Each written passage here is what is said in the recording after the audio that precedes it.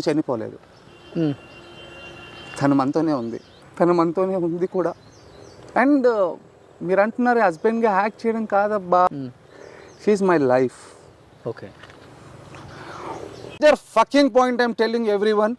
Ambulance వచ్చేసి 15 minutes late వచ్చేది, లేకపోతే ఈరోజు పవి బ్రతికేది. అందరికీ నేను అదే చెప్తున్నాను, అన్ని న్యూస్లో అదే చెప్తున్నాను, బట్ రాయట్లేరు.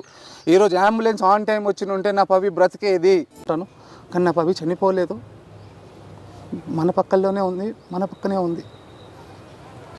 ఇన్సిడెంట్ జరిగే 10 minutes ముందు తన పక్కన కూర్చుంది, మిడ్ స్లీప్లో లేచి, నాన్న నేను షూటింగ్ జిమ్కి వెళ్తున్నాను కదా, డైటింగ్ చేస్తున్నాను కదా, నా ఫింగర్ లూజ్ అయింది అని ఈ రింగ్ నాకు పెట్టింది సార్. అవసరం ఏముంది సార్, నాకు అర్థం కాలేదు. మేము సంపాదించుకున్నాం, గోల్డ్ సంపాదించుకున్నాము, డబ్బులు సంపాదించుకున్నాం, అన్నీ ఉన్నాయి, కానీ ఈ రింగ్ నాకు పెట్టాల్సిన అవసరం ఏముందో నాకు అర్థం కాలేదు. పవిత్ర లైఫ్లో ఉంటే తను చిన్నప్పటి నుంచి కష్టాలు పడింది, ఇప్పుడైనా సుఖంగా ఉంటుందేమో అనుకున్నారు.